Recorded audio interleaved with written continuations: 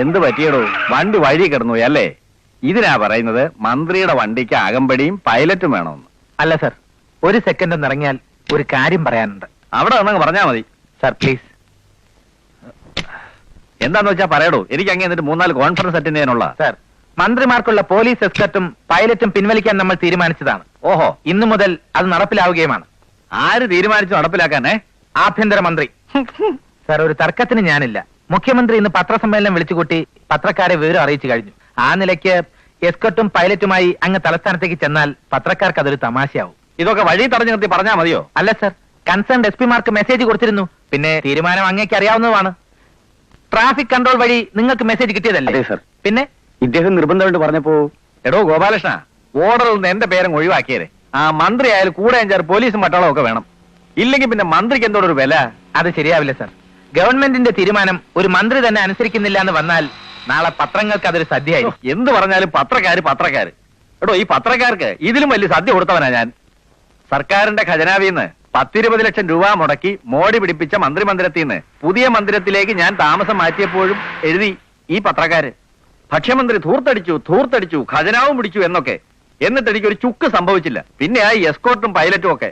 Sir, ഞാൻ വളരെ വിനയപൂർവ്വം ഒന്നുകൂടി പറയുകയാണ്, ഇവരെ റിലീവ് ചെയ്യണം. സൗകര്യമില്ല. നിങ്ങൾ ആരെയാണ് സർ പേടിക്കുന്നത്? ജനങ്ങളെയോ? കേരളത്തിലെ ഒരു മന്ത്രിയെയും ഇന്ന് വരെ ജനങ്ങൾ തെരുവിലിട്ട് കൈകാര്യം ചെയ്തിട്ടില്ല. പേപ്പട്ടിയെ പോലെ തല്ലി ചതയ്ക്കപ്പെടാൻ അർഹതയുള്ള മന്ത്രിമാരില്ലാഞ്ഞിട്ടല്ല സർ. പക്ഷെ നമ്മുടെ ജനങ്ങൾക്ക് മന്ത്രിമാരെക്കാൾ അല്പം കൂടി വിവരം ഉണ്ടായിപ്പോയി. അല്ലെങ്കിൽ പ്രതികരിക്കാനുള്ള ശേഷി നഷ്ടമായി. അതവർക്ക് തിരിച്ചു കിട്ടുന്നവരെങ്കിലും അങ്ങേ പോലുള്ളവർക്കും പോലീസിന്റെ അകമ്പടിയില്ലാതെ ഈ നാട്ടിൽ സഞ്ചരിക്കാം, ജീവഭയമില്ലാതെ. ദയവ് ചെയ്തവരോട് തിരിച്ചു പോകാൻ പറയണം സർ. നോ, സാധ്യമല്ല. എന്റെ കാര്യം ഞാൻ നോക്കിക്കോളാം. താൻ തന്റെ വകുപ്പ് അങ്ങ് ഭരിച്ചോണ്ടാ മതി. സർ, ഇവരെന്റെ വകുപ്പിൽപ്പെട്ടവരാണ്. അങ്ങേ ഇവിടെ ഉപേക്ഷിച്ചു പോകാൻ ഞാൻ ഉത്തരവിട്ടാൽ ഇവർക്ക് അതനുസരിക്കേണ്ടി വരും. അങ്ങേക്ക് നാണം കിടേണ്ടി വരും. മിച്ചമുള്ള അഭിമാനമെങ്കിലും നഷ്ടപ്പെടുത്താതിരിക്കുന്നതല്ലേ സർ ഭംഗി? കേട്ടില്ലേടോ തന്റെ വകുപ്പ് മന്ത്രിയുടെ ഉത്തരവ്? പിന്നെ എന്തിനാണോ ഞാൻ തൂങ്ങിയിരിക്കുന്നത്? പോയിക്കോടോ.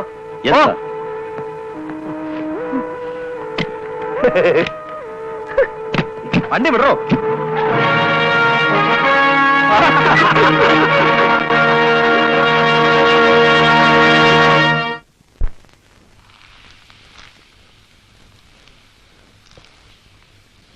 അല്ല, പലഹാരപ്പണി തീർന്നില്ല ഇതുവരെ. മിനിസ്റ്റർക്ക് പോകാൻ തിരക്കുള്ളതാണ് കേട്ടോ. നിങ്ങൾക്ക് എന്താ അടുക്കളയിൽ കാര്യം? പുറത്തേക്ക് ചെല്ലുന്നാരെ ഓടുന്നു. കൊതി ഉണ്ടായിട്ടല്ല തെരേസ ചേർത്തെ. മിനിസ്റ്റർ തിന്നതിന് മുമ്പ് ഒരാൾ ചെക്ക് ചെയ്യണം. ഇനി ഓക്കെ. അതെ, ഞാനും ഗോപാലകൃഷ്ണൻ ഒരേ കോളേജിൽ ഒന്നിച്ചാ പഠിച്ചിരുന്നത്. ഏത് കോളേജിലാ പഠിച്ചിരുന്നത്?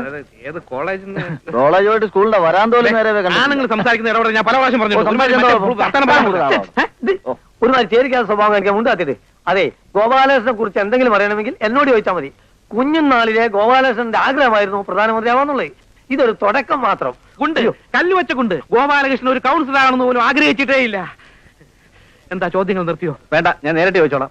എങ്ങനെ ചോദിക്കും? ഇതല്ലേ മറുപടി. വല്ല ആവശ്യമുണ്ട്? ഇവർക്ക് ചോദ്യങ്ങളൊന്നും ചോദിക്കാറുണ്ട്. കപ്പയും മീനുമാണോ മിനിസ്റ്ററുടെ ഇഷ്ടവിഭവങ്ങൾ? അത് കുട്ടിക്കാലം മുതൽക്കേ എന്നും കിട്ടിയിട്ടുള്ളത് ഇതാ. അതുകൊണ്ടായിരിക്കാം ഇതാണ് എന്റെ ഇഷ്ടവിഭവങ്ങൾ. അല്ലോ അതായാലും നടന്നു തന്നോളൂ. മിനിസ്റ്റർ കപ്പ കഴിക്കുന്ന ഒരു പടം എടുത്തോട്ടെ. അയ്യോ, അത് വേണ്ട. അല്ല സാർ, നാളെ ഫ്രണ്ട് പേജിൽ ഒരു എക്സ്ക്ലൂസീവ് ബോക്സ് ഐറ്റമായിട്ട് കൊടുക്കാം. നല്ല വാർത്തയായിരിക്കും. പ്ലീസ്, പാടില്ല. സ്വന്തം അമ്മയും പെങ്ങന്മാരെയും പോലെ തന്നെയാണ് എനിക്ക് ഇവരൊക്കെ. ഈ വീട് സ്വന്തം വീട് പോലെയും. സ്വന്തം വീട്ടിൽ അമ്മയോ പെങ്ങന്മാരോ വിളമ്പിത്തരുന്ന കപ്പയും മീൻകറിയും കഴിക്കുന്നത് പത്രക്കാരെ വിളിച്ചു വരുത്തി വാർത്തയാക്കുക എന്ന് പറഞ്ഞാൽ അതാര് ചെയ്താലും സാമാന്യം പോറാ.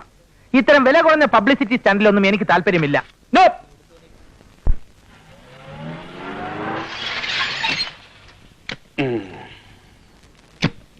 മുമ്പോട്ട് കയറ്റി നിർത്തണോ? ആഭ്യന്തരമന്ത്രിയുടെ വണ്ടിയുടെ ഒപ്പത്തിൽ കിടക്കണം അവന്റെ അമ്മാവന്റെ വണ്ടി. അതെ, വണ്ടി മാറ്റിയിടണം. ഗോപാലകൃഷ്ണനകത്ത് ഹോം മിനിസ്റ്റർ ഗോപാലകൃഷ്ണൻ. എന്റെ പേര് പൂമുഖത്ത് ഉറപ്പ്, ആഭ്യന്തരമന്ത്രിയുടെ അങ്കിളാ.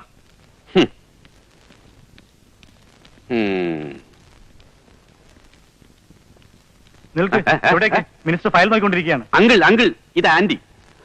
അങ്ങോട്ട് മാറണ്ടോ? എന്റെ ജോലി പോവോ? Hello, minister ബിസിയാണല്ലോ. മോനെ, ഓ എന്റെ ഭഗവാനെ, എന്റെ ജഗദീശ്വര, ആയുസ് കൊടുക്കണേ. നീ മന്ത്രിയാകുന്ന മുഹൂർത്തം കണ്ട് കണ്ണ് നിറയാൻ കഴിഞ്ഞില്ല. അങ്ങ് മൈസൂരിലെ കൂപ്പിലായി പോയി ഇവന് ഞാനും.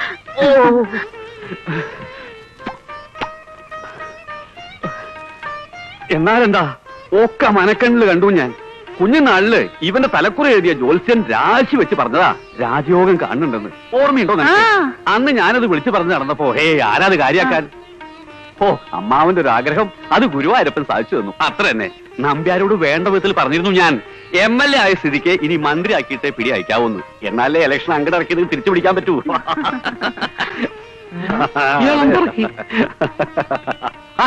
നീ എന്താ മരുമോനെ കണ്ടപ്പോ മതി മറന്ന് നിന്നുപോയോ? എനിക്ക് എന്റെ കുഞ്ഞിനെ കാണണം, എന്റെ കുഞ്ഞിനെ കാണണം, ഗോപാലകൃഷ്ണനെ കാണണം എന്ന് പറഞ്ഞ് എന്തൊരു ബഹളായിരുന്നു. നീ അങ്ങോട്ട് വരുമെന്ന് പറഞ്ഞിട്ട് ആര് കേൾക്കാൻ? എനിക്ക് എന്റെ കുഞ്ഞിനെ അങ്ങോട്ട് എന്ന് കാണണം എന്ന് പറഞ്ഞു ഒറ്റ കരച്ചില്. എന്നിട്ട് ആളെ കണ്ടപ്പോ വിഴുങ്ങസ പറഞ്ഞ് നിൽക്കുക. ഇതാ നിൽക്കണു നിന്റെ മരുമോൻ, അനുഗ്രഹിക്കുക. ഓടിപ്പാഞ്ഞ് നടന്നെന്റെ മോൻ വല്ലാതെ അങ്ങ് ക്ഷീണിച്ചു പോയി. എന്റെ കുഞ്ഞിനെ ഗുരുവായൂരപ്പൻ അനുഗ്രഹിക്കണം. എന്താണോ കഫം ഓക്കാനേ ഛർദിക്കാൻ തരുന്നേ. ആ, ഇനി നിങ്ങൾ എല്ലാവരും ഒന്ന് പുറത്തേക്ക് നിന്നോളൂ. എനിക്ക് ഇവനോട് അല്പം തറവാട്ട് കാര്യങ്ങൾ സംസാരിക്കാണ്ട്. അല്ല നിങ്ങള് ഓ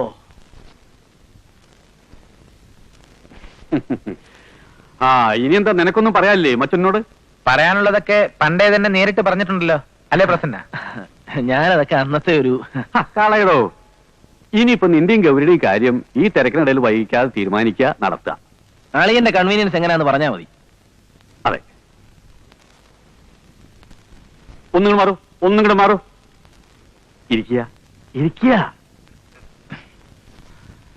എങ്ങനെയാ വീണു തുടങ്ങിയോ? ഇതായിരുന്നു നിന്റെ അച്ഛൻ ഗോവിന്ദേട്ടനെയും കുഴപ്പം. ഈ പണത്തിന്റെ കാര്യത്തിൽ പിടിപ്പുകേട്. സാരല്ലേ, അത് മാറ്റിയെടുക്കാം. നമ്മുടെ പ്രസന്നെ കൂടെ കൂട്ടിക്കോ. ക്യാഷ് ഡീലിങ്സ് ഒക്കെ അവൻ ഇരി ചെവി അറിയാതെ നീറ്റായിട്ട് കൈകാര്യം ചെയ്യും. നീ ആ കസേരയിൽ ഇങ്ങനെ വെറുതെ ഇരുന്ന് കൊടുത്താൽ മതി. എഴുന്നേക്കണം. അതായത് എഴുന്നേക്കാൻ. എന്റെ അച്ഛന്റെ പേര് മറന്നിട്ടില്ലല്ലേ? ഭാഗ്യം. ഗോവിന്ദൻ നായർക്ക് പിടിപ്പുകേടായിരുന്നു അത്രേ. ആ മനുഷ്യൻ നിങ്ങൾക്ക് തന്ന സ്നേഹം, വിശ്വാസം, നിങ്ങളുടെ ഭാഷയിൽ പറഞ്ഞാൽ പിടിപ്പുകേട്, അതായിരുന്നില്ലേ ജീവിതത്തിൽ നിങ്ങളുടെ പിടിവള്ളി? പങ്ക് കച്ചവടത്തിനും മരക്കച്ചവടത്തിനും ഒക്കെ കൂട്ടിന് പോയി അവസാനം അച്ഛന്റെ കാൽച്ചുവറ്റിലെ മണ്ണ് വരെ മാന്തിയെടുത്ത് സ്വന്തമാക്കി.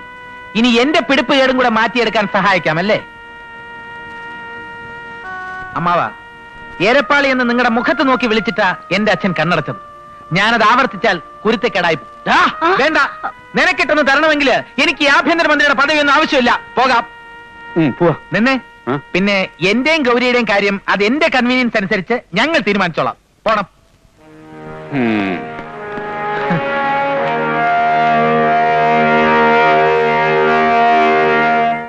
വരുന്നുണ്ട് അമ്മാവൻ വരുന്നുണ്ട്. പിന്നെ ഈ കൂപ്പിന്ന് ഉരുളൻ തടികൾ ലേലത്തിൽ പിടിക്കും പോലെ അനന്തരനെ ചുളുവിൽ ഒതുക്കാന്ന് വിചാരിച്ചല്ലേ? മൂപ്പർക്ക് വിവരമില്ലാത്തോണ്ടല്ലേ, ഒന്ന് ക്ഷമിച്ചാളാ. മിനിസ്റ്റർ അങ്കിളല്ലേ? അടുത്ത ഇലക്ഷന് ഈ വാശിക്ക് അമ്മാവ അനന്തരവനെതിരെ നിൽക്കണം. കെട്ടിവെച്ച കാശ് പോയി കിട്ടും. അല്ല അങ്കിൾ ഇനി എന്ന് വരും? നിന്റെ ഒക്കെ 16 അടിയന്തരത്തിനും കുടുംബത്തോടെ ചമ്മി പോണത് കണ്ട.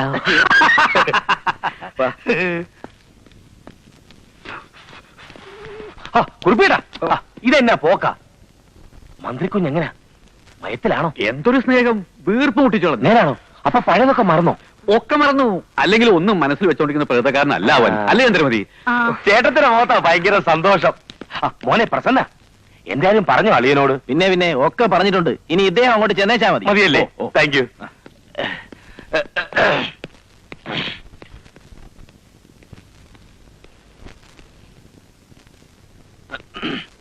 സദാനന്ദനാണേ, ഒന്ന് കാണണമായിരുന്നു. വരണം. ഇരിക്കൂ. വേണ്ട, നിന്നോളാ.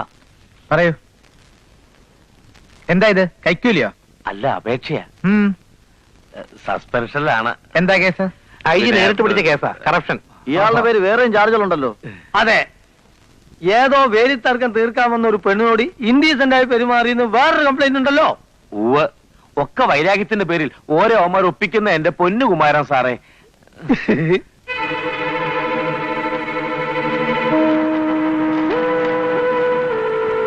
ഇത് ഔട്ട് ഓഫ് ദ വേ ആണ്. എൻക്വയറി ഓഫീസർ ആരാണെന്ന് വെച്ചാൽ അവരോട് ബോധിപ്പിക്കാനുള്ള കാര്യങ്ങളാ ഇതൊക്കെ. ഐ ജി തീരുമാനമെടുത്ത ഒരു കേസിൽ ഇങ്ങനെ ഒരു അപേക്ഷ ഞാൻ കൈപ്പറ്റുന്നത് ശരിയല്ല. സോറി. ഐ ജിക്ക് എന്നോട് വിരോധമാ സാറേ. ഞാനും അമ്മയുടെ കാലും ഒന്നും ഞാൻ തീരുമാനം പോത്തില്ല. ഓഹോ, എനിക്ക് രാഷ്ട്രീയക്കാരുമായിട്ടാ സാറേ ബന്ധം. ഇതൊക്കെ മോളിരിക്കുന്ന കഴിവ് ഏമാർക്കൊന്നും പിടിക്കത്തില്ല. കണ്ണു കടിയാ സാറേ. സർവീസിൽ കയറിട്ടത് 12ാമത്തെ സസ്പെൻഷനാ.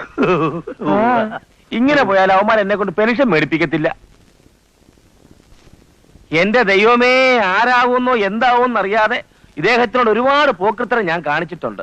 ഓർക്കണം, ദേ സാർ എന്നെ ഒന്ന് സഹായിക്കണം. സഹായിക്കുന്നവർക്ക് വേണ്ടി സദാനന്ദൻ എന്തും ചെയ്യും. ദേ ഇപ്പൊ തന്നെ ഇദ്ദേഹം എന്നെ വിളിച്ചു, എടാ സദാനന്ദ പോയി കൊന്നേച്ചു വാടാ എന്ന് പറഞ്ഞാൽ ഞാൻ ചെയ്യും. അതാ സദാനന്ദന്റെ കൂറ്.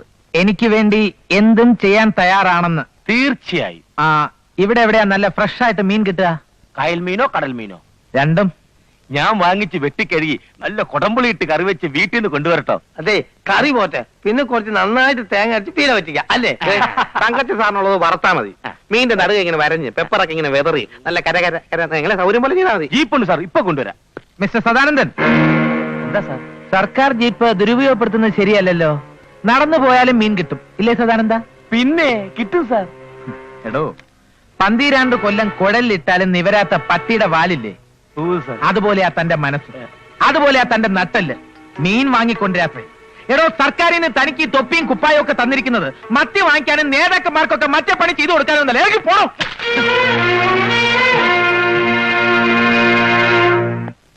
കഷ്ടം. എന്നാലും ഗോപേട്ടൻ ഇങ്ങനൊരു ദുഷ്ടനാണെന്ന് ഞാൻ സ്വപ്നത്തിൽ പോലും വിചാരിച്ചില്ല. ആ, ഇത്രയും കാലം അവന്റെ പുറകെ നടന്നിട്ടും മനസ്സിലാക്കിയില്ല എന്ന് തെളിച്ചങ്ങ് സമ്മതിക്കടി അല്പൻ. ആകെയുള്ള ഒരേ ഒരു അമ്മാവന്റെ മുഖത്ത് നോക്കി എന്തൊക്കെയാ അവൻ പറഞ്ഞത്. കഷ്ടം. നന്നായിപ്പോയി. എന്താടി പറഞ്ഞത്? നന്നായിപ്പോയി എന്ന് പുറപ്പെടാൻ ഭാവിച്ചപ്പോഴേ ഞാൻ പറഞ്ഞല്ലോ, 3 കൂടെ കെട്ടിയെടുത്തോണ്ട് അങ്ങോട്ട് ചെല്ലണ്ടാന്ന്. ചിലക്കാടി, നിന്റെ ഭാവിയെ ഓർത്തിട്ടാ നാണം കെട്ടിട്ടാലും അവനെ ഒന്ന് ചെന്ന് കണ്ടേക്കാമെന്ന് വിചാരിച്ചത്. ഓ പിന്നെ, അതിന് ഞാൻ ഇന്നലെ അങ്ങോട്ട് ജനിച്ചതല്ലേ ഉള്ളൂ.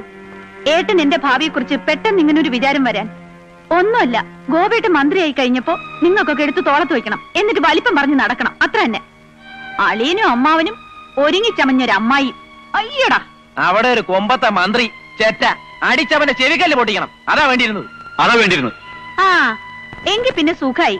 3 ആൾക്കും കോട്ടയ്ക്കലോ കോയമ്പത്തൂരോ പോയി ഒരു പിഴിച്ചിലും കൂടെ നടത്തേണ്ടി വന്നേനെ. പോലീസുകാർ ചവിട്ടി തിരുമ്മിട്ട്.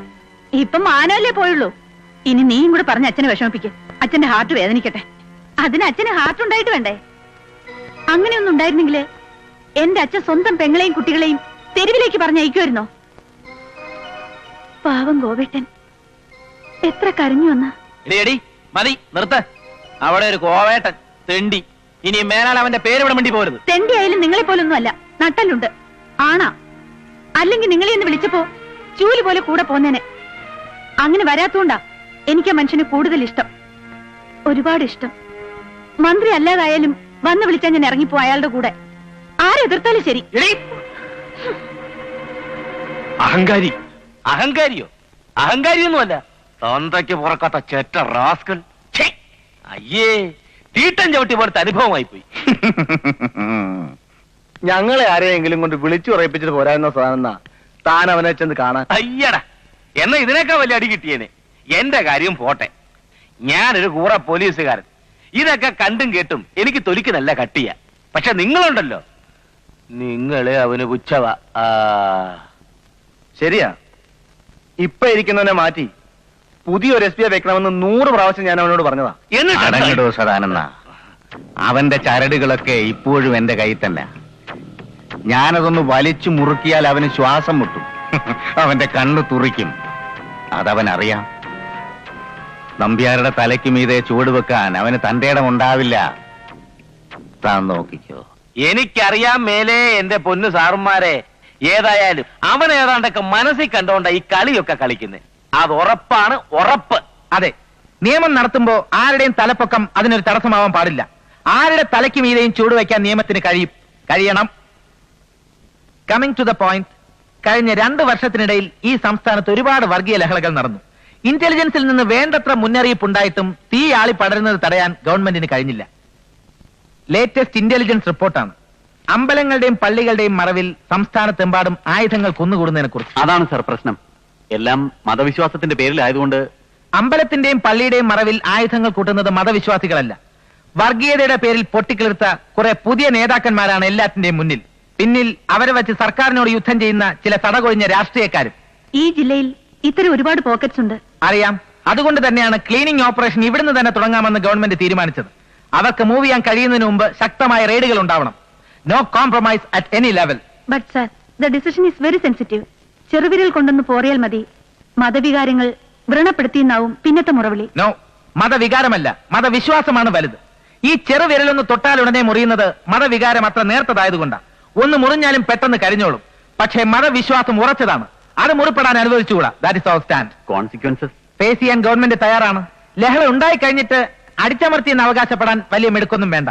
പട്ടാളം ഇറങ്ങിയ ഒരു ഫ്ലാഗ് മാർച്ച്, പിന്നെ സർവ്വമത സമ്മേളനം, ഭീതിയുടെ നിഴലിൽ ഒരു ശാന്തിയാത്ര, ഇതൊന്നും കൊണ്ട് നഷ്ടപ്പെട്ടതൊക്കെ ആർക്കും തിരിച്ചു കൊടുക്കാൻ കഴിയില്ല. അതിന് ലഹള ഉണ്ടാവുന്നതിന് മുമ്പ് അത് തടയാൻ കഴിയണം. പൊളിറ്റിക്കലായിട്ട് പലതരത്തിലും ഇടപെടലുണ്ടാവും. Just don't care. രാഷ്ട്രീയമല്ല, ജനമാണ് വലുത്. And people want action. Go ahead.